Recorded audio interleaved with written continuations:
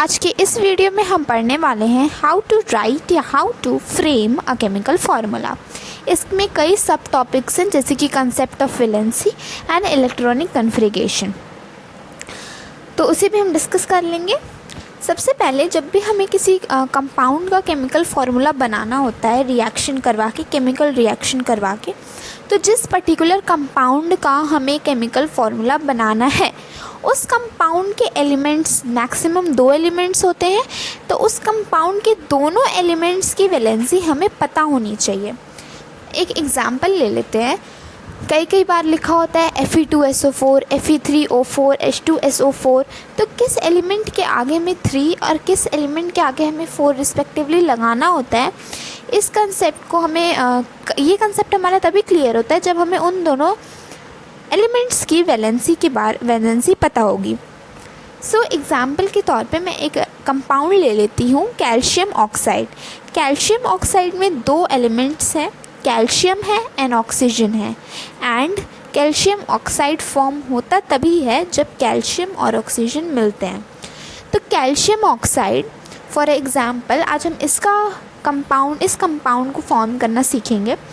तो calcium oxide बनाने में हमें 2 एलिमेंट्स की ज़रूरत थी, एक तो थी कैल्शियम की एंड एक थी ऑक्सीजन की।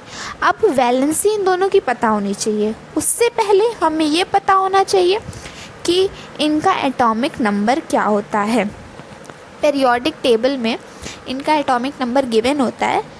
फर्स्ट एलिमेंट तो है कैल्शियम, इसका एटॉमिक नंबर होता है 20 एंड इसका इलेक्ट्रॉनिक कॉन्फ़िगरेशन होता है 2,8,8,2। इसका इलेक्ट्रॉनिक कॉन्फ़िगरेशन के बारे में अभी हम आगे वीडियो में पढ़ेंगे। एंड नेक्स्ट जो हमारे पास एलिमेंट है वो है ऑक्सीजन, एंड ऑक्सीजन का एटॉमिक नंबर जो है वो 8 होता है और इसका इलेक्ट्रॉनिक कॉन्फ़िगरेशन होता है 2,6। अब इलेक्ट्रॉनिक कॉन्फ़िगरेशन बेसिकली करते कैसे, इस कंसेप्ट पे आ जाते हैं।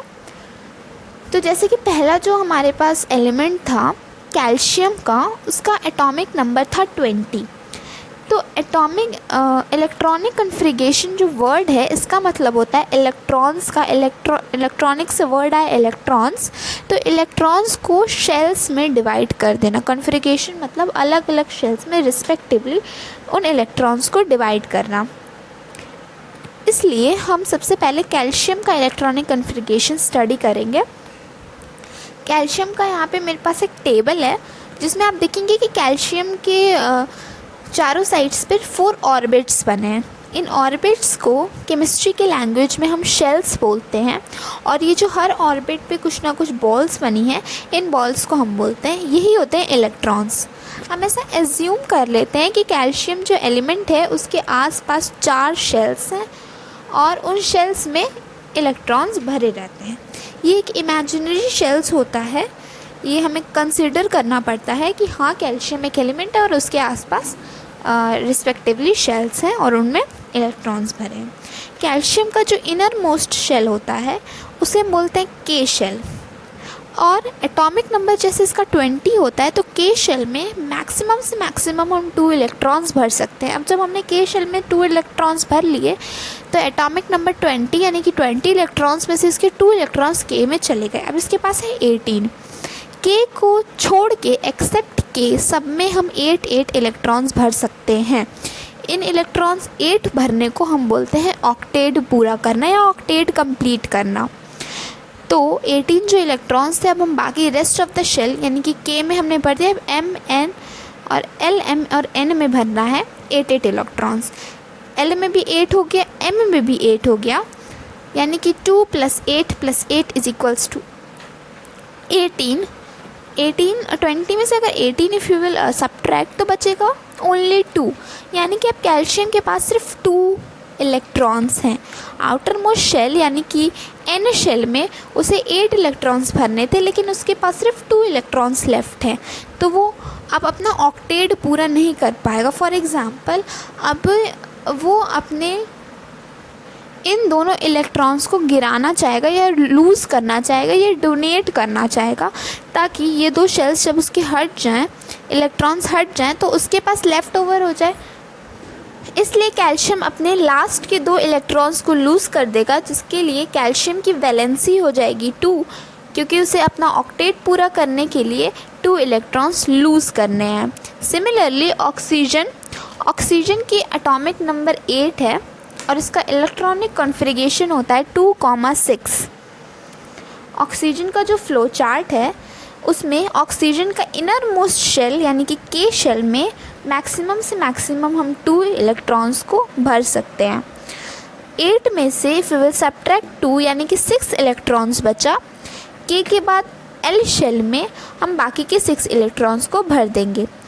यहाँ पे ऑक्सीजन का भी ऑक्टेट पूरा नहीं हुआ है, क्योंकि उसे ऑक्टेट अपना पूरा करने के लिए मैक्सिमम नंबर ऑफ़ 8 इलेक्ट्रॉन्स अपने शेल्स में रखने हैं।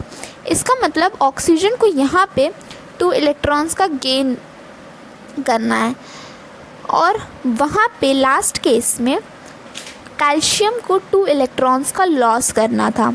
यानी कि ऑक्सीजन को यहाँ पे जितने इलेक्ट्रॉन्स की ज़रूरत है उतनी ही इसकी वैलेंसी हो जाएगी।